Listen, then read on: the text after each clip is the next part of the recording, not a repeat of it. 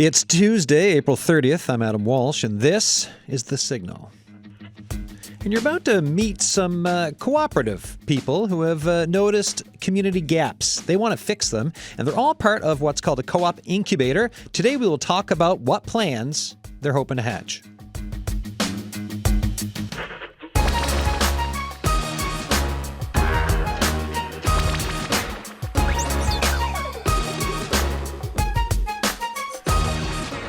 So over the course of the next 5 minutes, you will hear from folks with ideas to help with seniors aging at home, car insurance for newcomers, small-scale composting, and giving opportunities to folks experiencing barriers to commercial fishery access.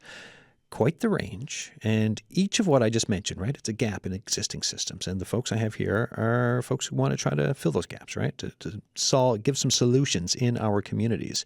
But how do notions turn into fully fleshed out, ready to go plans? Well, let me tell you. Actually, I'm not going to tell you. Kristen Murray's going to tell you. How you doing?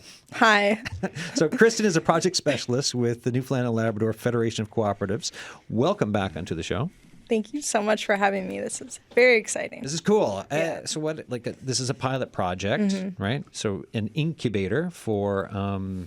Oh, there we go. We've got the studio lights on, which no one in Radio Land knows what I'm talking about. But anyways, there's big lights in the studio for YouTube, and we post most shows these days up on YouTube afterwards. So check the CBC Newfoundland and Labrador YouTube page, and The Signal has its own playlist.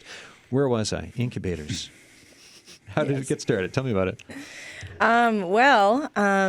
So I did the MBA in Social Enterprise and Entrepreneurship program at Memorial University, and I had some understanding and interest in cooperatives when I did that program.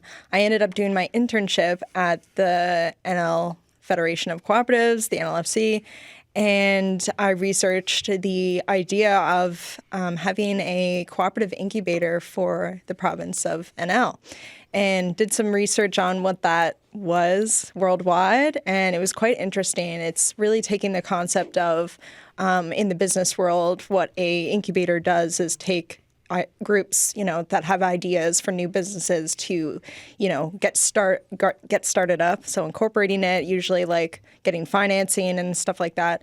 But translating it to the cooperative world, it's really about, it's very similar, but really about starting up new co-ops and giving dedicated support and guidance for those specific types of entities that are very different. And most people need some education on what it means to set up a co-op, let alone a business. So that's why they're quite interesting and needed.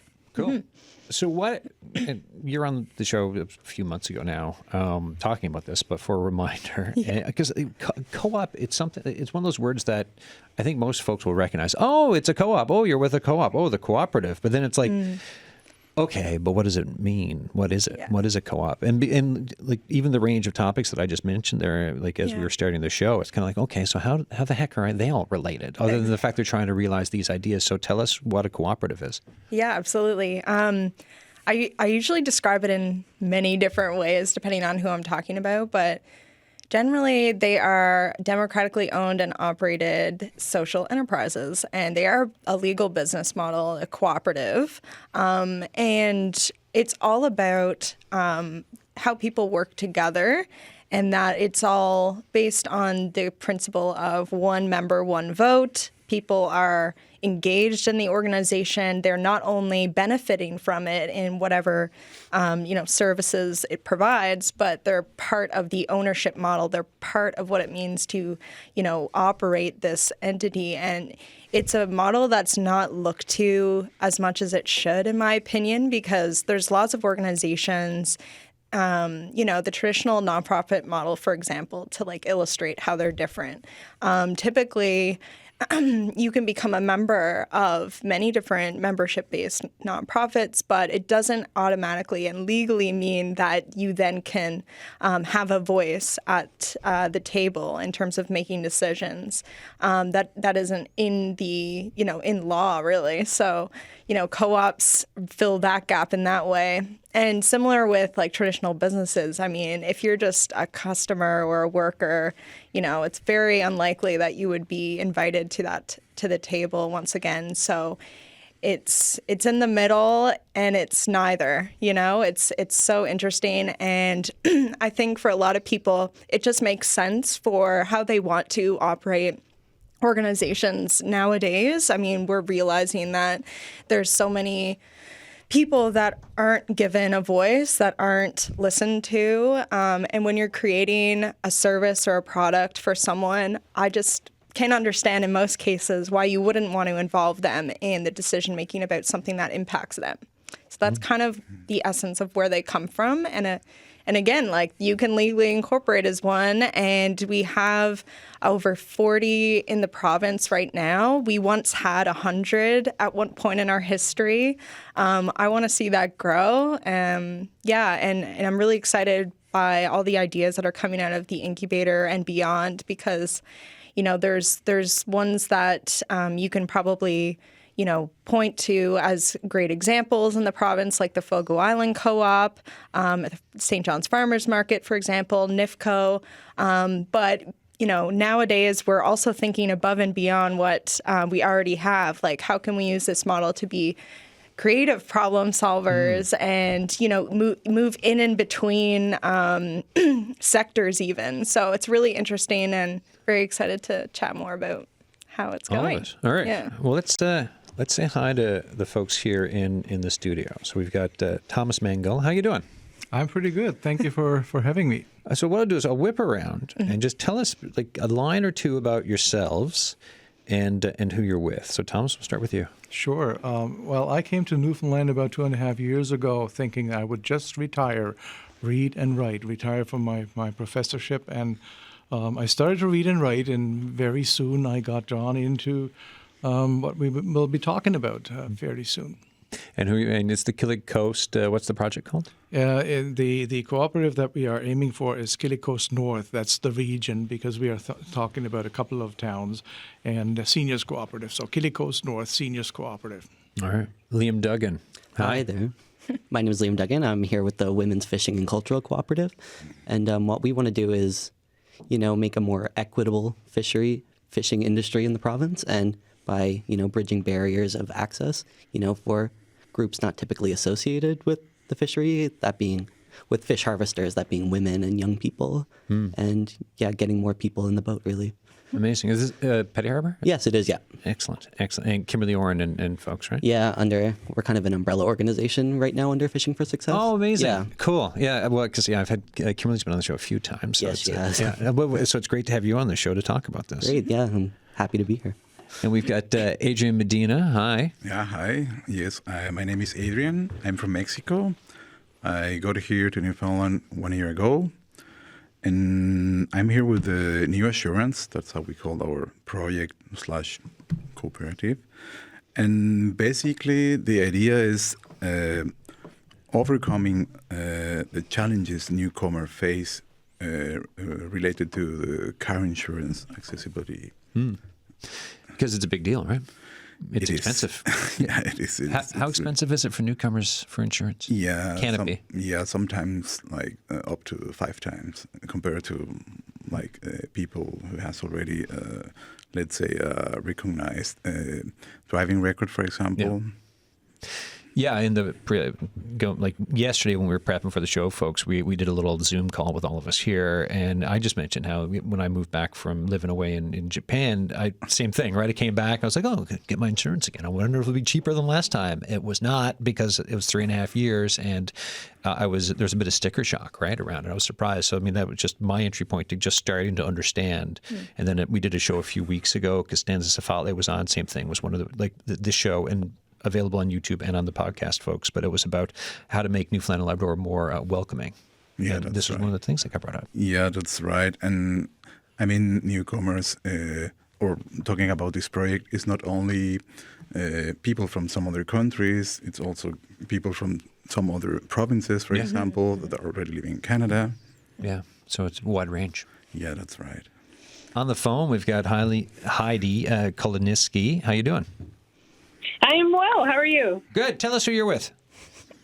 I am with a small-scale community composting network of Newfoundland and Labrador at the moment. We're an 11-member steering committee who make up a network of people from all across the province, all with a shared vision to empower collective climate action through composting. Ultimately, our vision is to see composting become an organic part of every community in the province, which effectively means we want to see it normalized and made accessible for everybody.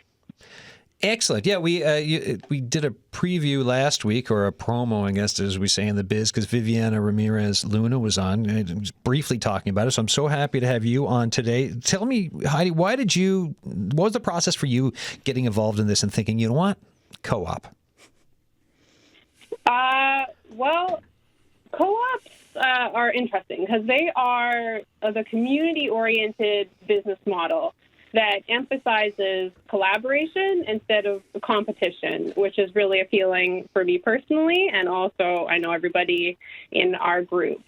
And because we want to see composting everywhere, we believe that our vision is best achieved through cooperation with people living in communities while prioritizing their local economies and their needs, and helping them come up with tangible grassroots solutions that will deliver actual results on the ground, like soil health, creating revenue and jobs, and improve the health of the environment and the community. And we really do believe that co-ops are the business model that can achieve this. Anyone else for you folks in the room here? What are your thoughts for why you got involved with this? Like, I know we've said there's something you're trying to solve, there's a solution here, but thinking about co-ops and thinking about your action plans, what was it that kind of drew you to it? Well, for us, really, and for myself, it was that idea that we've already talked about, overcoming the competition kind of perspective and the us and them kind of perspective. So in our case, when we're thinking about services for seniors and helping them to stay home and age at home well, oftentimes it's that idea of requiring support and help from somebody else. They do it to us, and they owe it to us, or we are the recipients. We are even sometimes the victims, the objects of any kind of transaction. And the cooperative model, I think, is the only one really where you literally buy yourself into something, where you take ownership, literally. You become part of the equation. What got you personally involved? Like you said, you moved here a couple of years ago, you was reading, writing, and all of a sudden, next thing you know, you're like, hey, I'm going to retire. And here you are doing radio, right? Like you're talking about being part of this co-op incubator.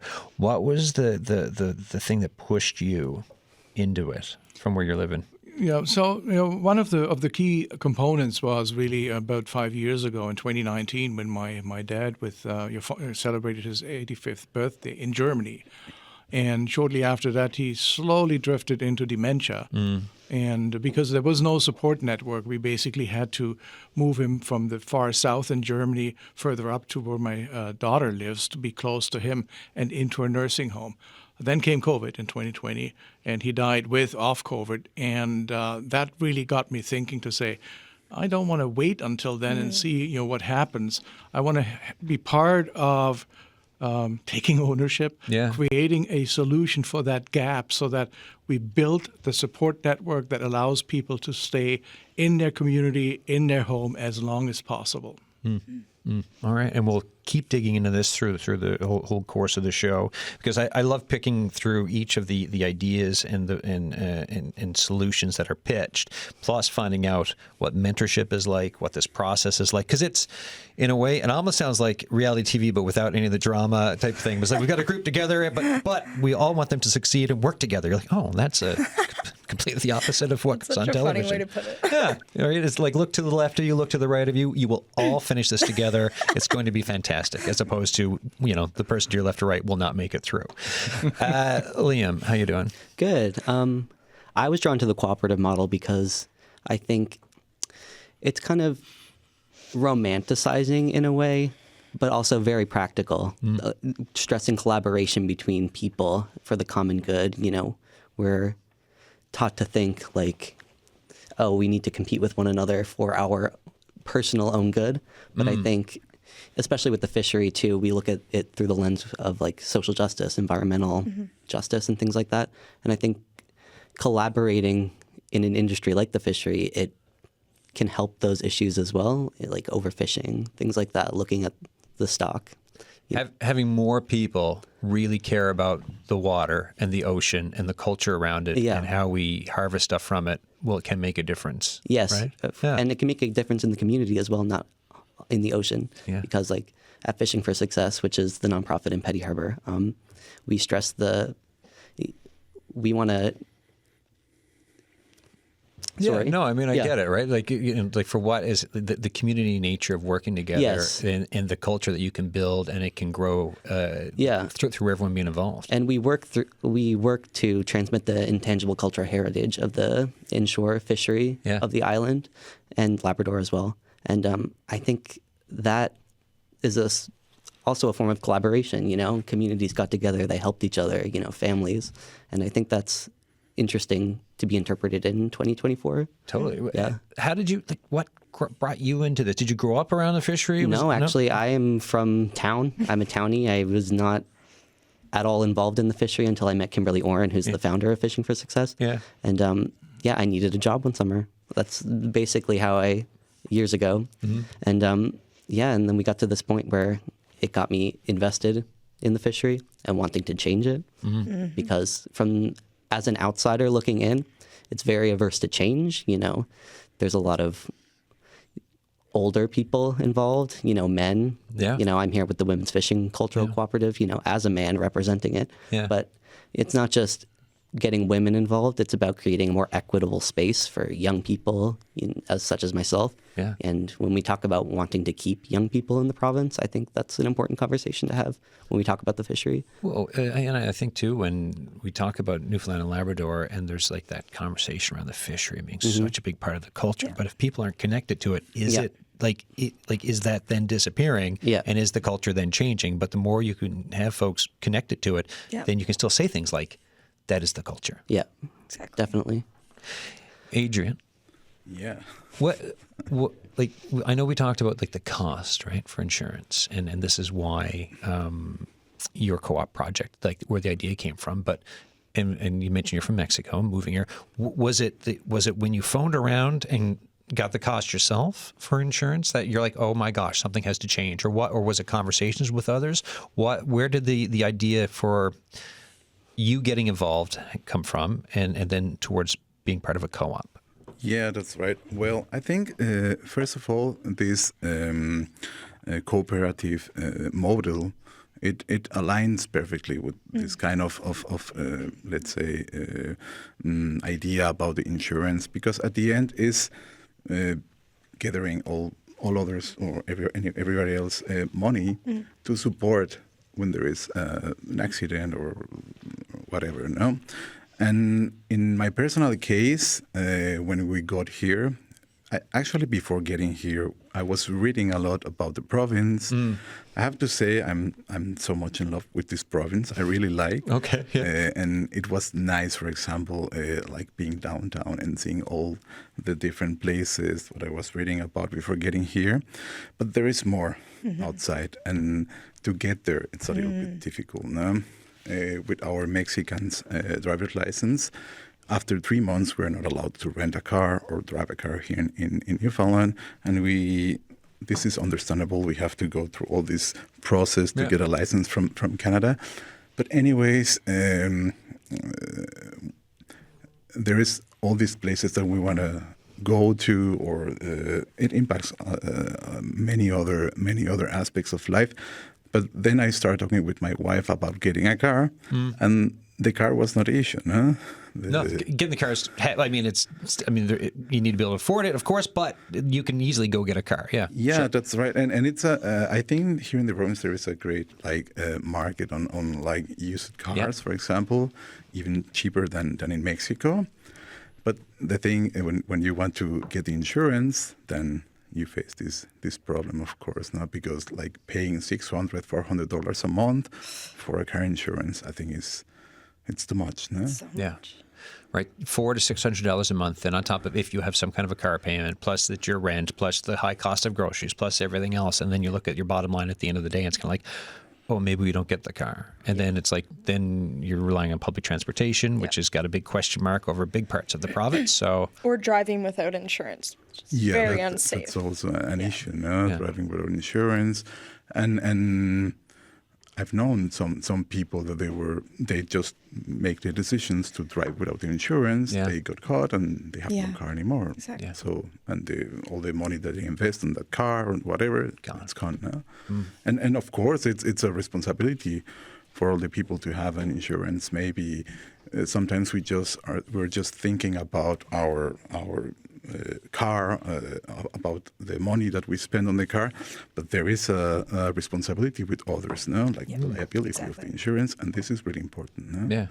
Yeah, and in the beginning, I guess you have folks just thinking about just making life day to day and trying to get through it. And then you sometimes will have folks who make unfortunate decisions because of it, looking at cost and everything else. So with your idea, you're hoping to find a way that people can get newcomers from whether it's British Columbia or Columbia, or wherever else, to be able to afford insurance and operate in Newfoundland and Labrador. Yeah, that's right. And actually, I mean, this is not something new. Yeah. Through the help of Kristen, we were able to have contact with some other cooperatives around Canada that are already doing this, working with insurance for many different things. No? Truck drivers, or there is another one called Many Nations that they focus on other kind of insurance, not cars. It's more like life insurance and pension. But anyways, this is not something new. There's already people working on this. But from all this huge list of co-ops and mutuals all around Canada, there is no one here in Newfoundland. So wow. So there's space. It's been done before, so hopefully it's replicable. There you go. There's the word I'm looking for, and something you can actually do here. Folks, you're listening to The Signal. I'm Adam Walsh. Today we're talking about cooperatives. We're talking about it's a pilot project for incubating co-ops. Here with me in the studio, you were just listening there to Adrian Medina. We've got Liam Duggan in studio, Thomas Mengel. Kristen Murray is here, who's a project specialist with the Newfoundland and Labrador Federation of Cooperatives. Also on the phone, Holly Kolodniski, who's part of a small-scale composting co-op project. The range of co-ops here, we've got Women's Fishing and Cultural Co-op, Killycoast North Seniors, lots of stuff to talk about. When folks come for these ideas for the incubator, Kristen, like what happens then? So you had these pitches. Run me through some of the process here.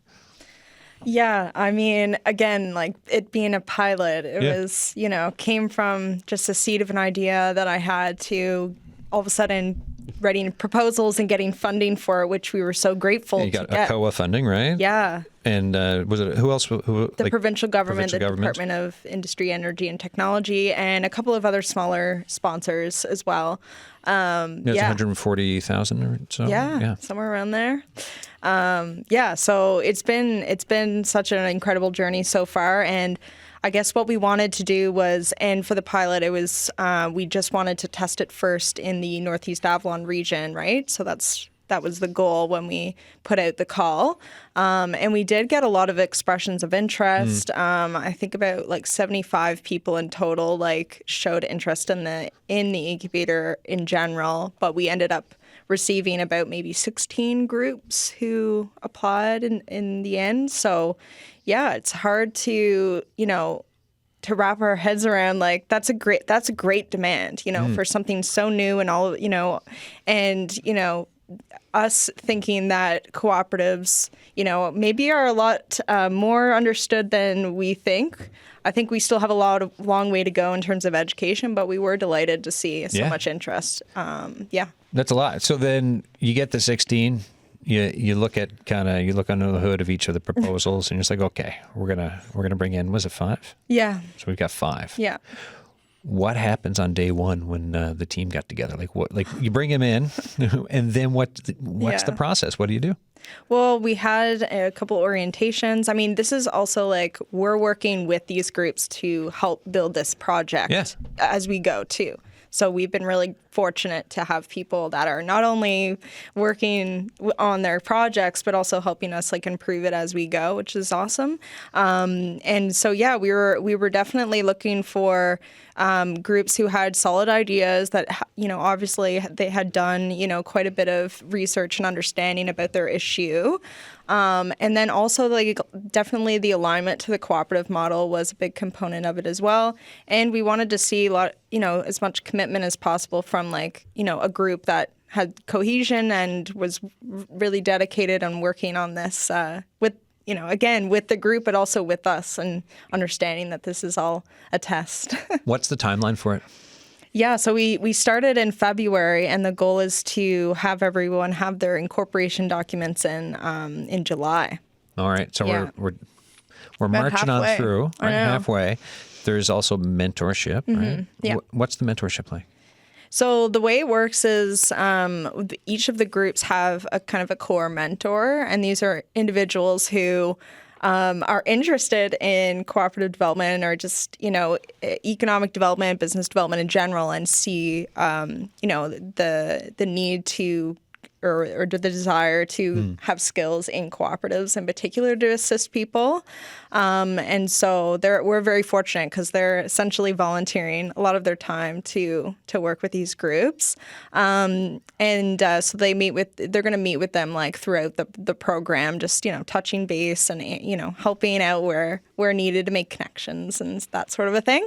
Cool. And then we also have the biggest component, I would say, is definitely like the trainings and workshops. So we have one each week on different topics that are following a methodology that I'm testing that other incubators or similar types of organizations that support co-ops sort of follow. And I've also put my own spin on many of this because I'm learning how to be a cooperative developer myself. And so really, this is such an experiment, but I'm really happy so far with like the level of interest that there has been in the different topics we've been discussing and the conversations we were having. Yeah. All right, so you're the test cases, folks. How is it feeling to be, part of Kristen's testing here? How's it going so far? Like, when you talk to me about the first few weeks and like up into this halfway point that we're at now. Thomas, what was it like for you starting? Well, what really is fascinating to me is that the timing just worked. It just worked. We had started with our group. First ideas, the first meetings were maybe in October, November, and thinking about what can we do other than just talk, and thought about developing a project. We had models that we looked at, and at the same time. I think I read about the incubator project, and we applied. I had a conversation with Kristen to just see what we are thinking about. Does it make sense? And my initial idea is, like always, when you look at a problem and you find something that might be a solution, you think, oh, there must be hundreds of those out there already. And I got the sense from talking to Kristen, no, there wasn't. There is, to this day, I'm sure there is no seniors cooperative in Newfoundland and Labrador. Even across the country, there are not many. I would say at most between 5 and 10, and it's already stretching it. And so, we applied, and we were kind of sitting over the holiday break. We were kind of sitting, okay, what happens if? What if it happens if not? And so when mid-January came around, and I remember Kristen calling me one morning, on the day that we were kind of anticipating the results. She was calling me. I was thinking, okay, what does that mean? Is that the friendly call, thanks but no thanks? And those are typically an email. Yeah, probably. So no, we had another clarifying conversation, and then I was sitting, like on fire. And then we got the positive note, and that really kicked us off in terms of motivation and commitment, and knowing there is the schedule, which at the beginning, didn't look as tight as it looks now, but in a very positive sense tight. And then we started to go with the flow, so to speak, in terms of understanding the rhythm of the program and going with the rhythm. And Kristen already talked about the layers, the training, the mentoring. And then there's another layer, which is really important for us, is getting the documents ready that we need for incorporation, which is an incorporation package, we call it. And now the way we look at it is the training really serves as the I call it the overview kind of thing, getting to understand the topics. We know at the bottom we need to get those papers ready. And for me, the mentoring is the link. And it really works well that way. Once we figure that out, how to make use of that, training. So we hear about, governance of cooperatives. And we know that we have to put down something in the bylaws, in the business plan, and in the articles. And the mentoring helps us, okay, how do we get from the training to the actual documents? So you're moving on through, you're learning how to do all the paperwork, the documents that's required. And I know folks are probably wondering then, like, once you get out the end of this pipeline, how is your cooperative going to work for keeping seniors at home? Well, there's so many perspectives on how it's going to work. And the main idea really is to have a combination of membership and volunteers. So the main idea is that most of the services that the cooperative will provide are provided by volunteers. Yeah. At this point, we only have sort of ideas, conceptions of how many volunteers, how many members. Yeah. We don't know until day one, and we actually move it out there, how that will turn out. But what we did just over the month of April, basically, was public engagement workshops where we invited people from we went to the different communities, invited people in to get a sense of, so here's the options. What are your priorities? What do you need first? And what's your thinking about what we're trying to do? And we got that 3 times. We had an online survey. So now we have, I think, a fairly robust idea of not just what we think and what other communities might think, but what our communities think. So I'm fairly confident that once we get started, we get the number of volunteers that we need to get started. We hope that many of the members that we might get at the beginning will also volunteer and then move forward. And you gave me a really nice card here, which also says, to help seniors age well at home, we strive to offer the following services and resources. So this would be in the volunteer department, right? So educational, social programs, volunteer assistance with transportation, health and wellness programs, technology coaching, help with chores and light repairs at home, vetted service providers, and a one-stop contact for all services, right? So that makes sense. And when I think of all this stuff, like we've done shows on loneliness. We just did a show Friday at the neighborhood, which was an adult day drop-in program as well. Transportation's always an issue. Some of those household chores and small jobs, like all of these things. To me, it starts to make sense why you would, or how it could work with a co-op, and how that can help folks stay home longer. Excellent, Liam. Next. It's been great being Kristen and the Federation of Cooperatives guinea pigs. They've been bringing in a lot of nice people, a lot of well-educated people about, how to make a business in general. Yeah. Me, myself, I never pictured myself, founding anything. I've never considered myself a business person, I guess. But, it's great for getting all the ideas together and, in cohesive organization. Yeah, I could see that, right? Because I know from my job, I'll pitch projects, and it's like, I want to do a thing on this, and then I talk to a senior producer, that sounds great, but also keep in mind this, that, and the other thing. And then as you start to go through the process and you're getting inputs around it, sometimes things change a little bit, but the point is at the end of it, you've got something that's going to work. How's it feeling now for your project? And tell folks exactly how you think it will work in your mind for breaking down some barriers to folks entering fisheries, the fishery and stuff. So at Fishing for Success, we bring people out during the food fishery, which is different from the commercial industry because you can only go out during certain times. You don't need to be licensed, but you can only go out, certain days of the week, and you're very limited in what you can do with the fish, with the product you get from the fish, so you can't sell it to anyone. With the cooperative model, we think we can make an organization that bringing people together can work in the commercial space, be able to make products out of the fish.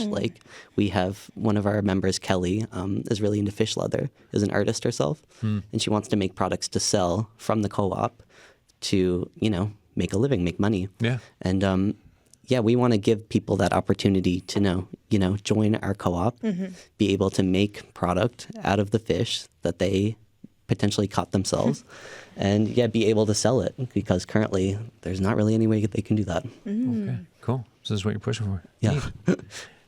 Adrian and yourself, how's the pipeline going from when you came in with your idea, the new information you're getting, and how things are looking for helping newcomers with car insurance? Yeah, well, I think this whole thing about the cooperative, this is for us a new world. I mean, in Mexico, for example, there are some cooperatives, but I cannot recall some organization or something that specifically promotes this kind of models, let's say. So I think this is amazing. There are some cooperatives in Mexico, all around Mexico, of course, but nobody is like promoting this. So this is kind of new for us, but this is really good. I mean, this whole idea and the work that they are doing, I know it's not easy, but please never give up.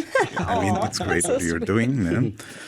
And especially being a newcomer here, of course there are many challenges that we have to overcome.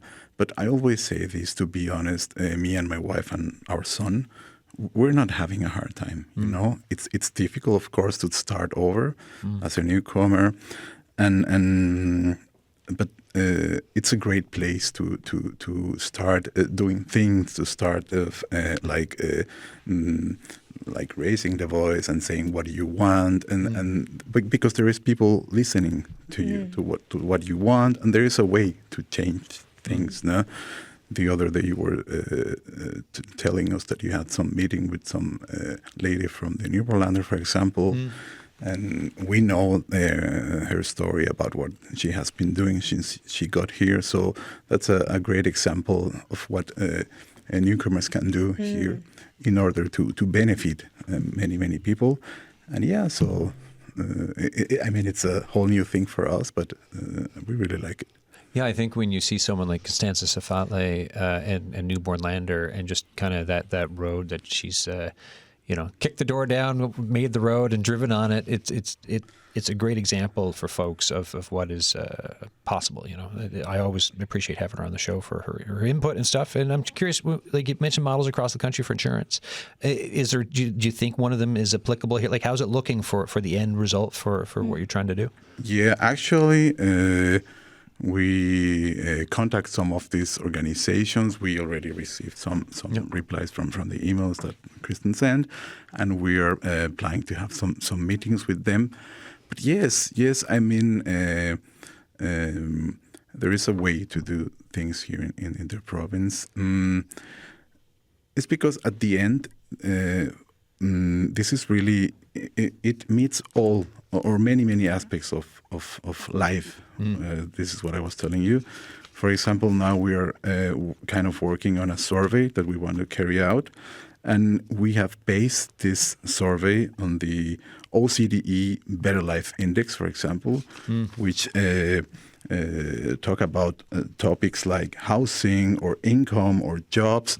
And when you think about all these topics and the possibility to have a car, for example, I mean, there are some things that we, for example, don't imagine. For example, about the housing. Now, many people are talking about how expensive housing is at the moment.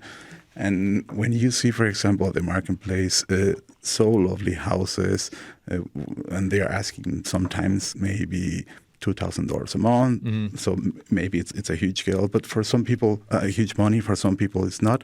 But this is too far away from where they are, like working or studying or whatever. No, those houses are in CVC or in Montreal. So at the end, this does affect the decisions that you are making in all these matters. No? 100%, right? Yeah, and being transportation has come up time and time again on the show for affordability and for the cost of living. And yes, if you can.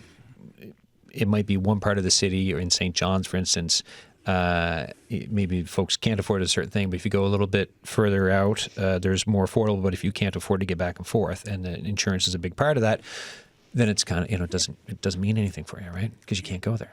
Yeah, that's right. That's right. And at the end, it's not about like we as newcomers try to set our rules. No. The idea is about like leveling the play field. You know, and of course, I think at the end, all of this is kind of a culture sharing, with our needs as newcomers, with all the things that the province has to offer to us, and how we integrate to the community, how we can develop this sense of belonging. No, and I mean this. I think there is no better place to do this than Canada, among all these friendly people. So I think it's great. It's a great opportunity for us to make some changes and at the end adapting to the community, as newcomers. Heidi, we'll go to you on the phones to get back into small scale composting. What's it been like, kind of going through the pipeline for what you folks are trying to do? It's been absolutely necessary to get us up and running. Like right now, we're currently developing a business plan and bylaws with our amazing mentor, Julia, who's been afforded to us through this incubator. She's the one who started the Sprout in St. John's, and she's just been an absolute wealth of knowledge. Oh, yeah, I know Julia. Yeah, cool. Right on. Yeah. And like just last week, we were working on answers to this question of how we will be effective in the world. Like, what are our services that we're offering? So essentially, the Composting Co-op will serve as a resource station, supporting people, groups, businesses, municipalities, etc., whoever is interested in developing their own grassroots, small-scale composting sites and programs in their communities.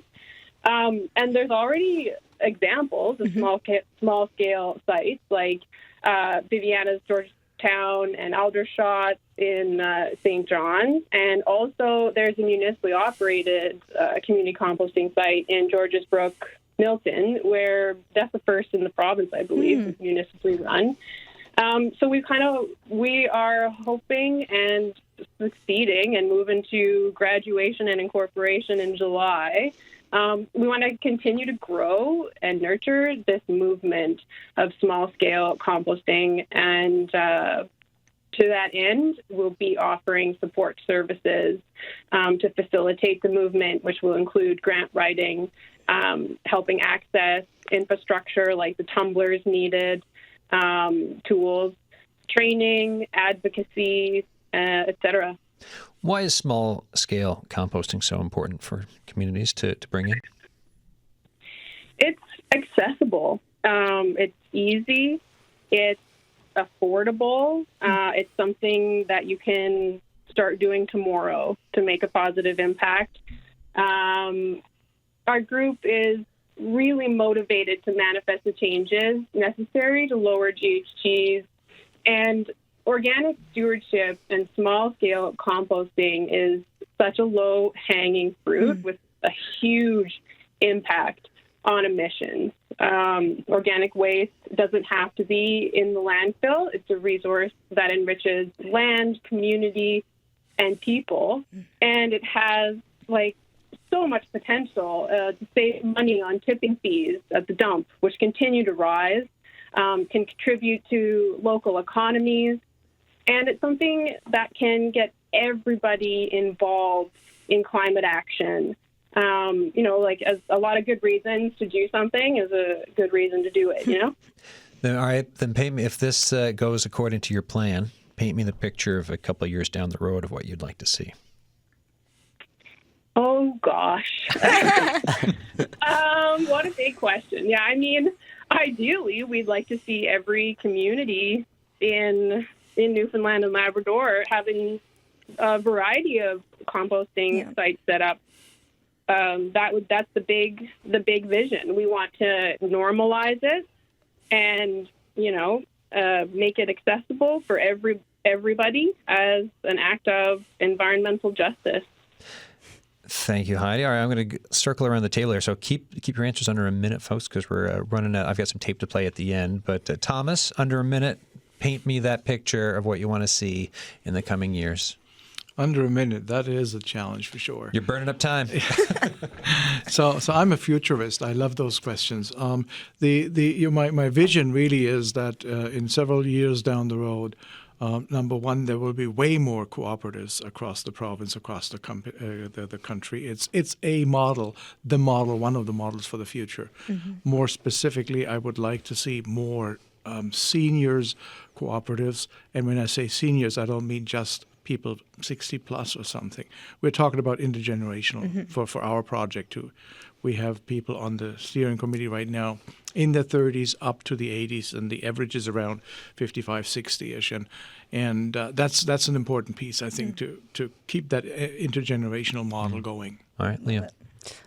I would like to see easier access to the fishery, barrier-free access for people to make a living out of being able to sell product that they catch from the ocean themselves. And just more use of the fish in general. There's a lot of fish waste involved in the fishery. Oh, yeah. Yeah. So more use, more folks involved, feeling empowered enough to be able to be part of it. Yes, keeping our young people in the province. Yes. Adrian? Yeah, I would say in this first stage, the whole idea about this project is creating awareness, of course, and understanding this problem really deeply, because this is not only a matter of the point of view of the user, but it's also seeing this at a systemic way, and also at the end being able to generate solutions in a feasible way. Mm-hmm. Kristen Murray. Will we go to Heidi first? Well, Heidi, Heidi, final thoughts? What are my final thoughts on what? Sorry. Well, just the future. You laid out part of the future, but just give us a bit more of talking about across the province. But anything else to add on that? Sorry. I mean, we want everybody to come to the composting parties. Yeah, that's what we're trying to do here. We're trying to start a party, and everybody's invited, and it's going to be fun. We just have to stagger the parties. Yeah, exactly. There's a lot of parties coming, so you're going to have to stagger them. And I think, Chris, that's your job to try to organize all of this. Yeah. Give us your view now, a minute or less. Where's things going with co-ops? Yeah, so jumping off of what Thomas so beautifully put, definitely our goal is to see more cooperatives in the province, more people aware that this is an option, because for some, it's not the right option for them, and they're putting their life and what they want. But for so many people, this is a fantastic option that is just not provided to them. So that's number one. And number two, more cooperatives in this province, that everyone in this province is a member of at least one co-op. That'd be awesome. And I guess for the program itself, just to say that we do, expect to, get funding so that we have a multi-year project that is going to expand and reach other people in other parts of the province, so keep an eye out for more communications about that coming later. We're just getting through and, celebrating this milestone of this pilot first, but we do want to hear from you and what you'd like to see. And if you're out there curious about, hearing first when we are going to be making any kind of announcement, please reach out. Excellent. And that is the Newfoundland Labrador Federation of Cooperatives. Mm-hmm. Kristen Murray, Thomas Mengel, Liam Duggan, Adrian Medina, and Heidi Koloniski, thank you so much. Folks, I love it when you get in touch with the show. The signal line, 709-576-5260. Yesterday we talked about poetry, which led to these two calls. Hi, Joe Wimberly calling from Joe Betts Arm, Fogo Island. An interesting topic you have on today, poetry. Just thought I'd call you in and submit one of my poems to your program if you wish to air it. Feel free to do so. I'll quote one of my poems for you now. It's titled "The Sunshine of Spring," and goes like this. As winter approaches its resting place, the warmth of spring we long to face. The birds are back with a lively chatter as snow and earth simmer in its organic matter. The sun is giving us much more heat. The ice in the ponds are soft under feet. The trout season is here again, and mostly snow days turn to rain. Winter meltdown is well in progress as spring opens its great treasure chest, and summer comes forth from winter's tomb, dispelling the cold, the chill, and the gloom. The seeds of nature still lie in the earth, and soon with new life they begin to flirt, as they break through the soil and resurrect, bursting forth with new life and dispelling death. As the earth is held in summer's embrace, we come to enjoy our cherished place. A tremendous warmth coming from the sun puts thoughts of winter on the run.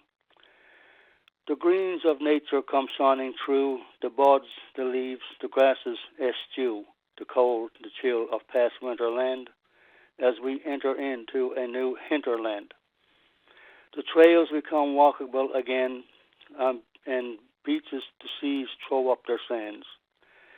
The brooks and rivers run free and wild, the rains continue to water the soil. The oceans regain their warmth again, where fish and whales are happy to swim, and capelin on beaches continue to roll, as the earth and the cosmos continues its toll. Thank you very much, and great programming. Bye-bye. Here's an ancient Chinese poem written by somebody, we don't know who, Hieronymus Anonymous, probably. And it reminds me of a late medieval English poem. In the woods lay a deer. In the wood lay a dead doe, covered over with white rushes. The lady was sighing for the spring. A fine night lay over her. In the forests of the oaken shaws, in the wasteland lay a dead doe, white rushes strewn over her. O lady fair as jade, please, sir, do not touch me. Please, sir, do not take my kerchief. Do not make my dog bark. Well, there's an old English song, we don't know who wrote it either. It's called There Were Three Ravens Sat on a Tree, Down a Down, and it tells exactly the same story. Think about that. I will think about that. Thank you so much for your calls. The Signal at cbc.ca for emails. Call the Signal line and leave a message, 709-576-5260. Tomorrow, it's a look at a new documentary. Noel Joe's documentary, The Forgotten Warriors, tells the story of a 9-day hunger strike by Mi'kmaq activists in 1983. We also got another Signal line to go out on. Here's the request, and then and we'll go straight to the song from the request. The song's called Curtain, but here you go, and we'll catch you tomorrow. Hey, Adam. It's Harry from the rock band Paste. Our debut EP just came out a couple weeks ago. It's called Prequels. Just wondering, if we could maybe grace the airwaves with a track. You can make it happen, Adam. Power's in your hands.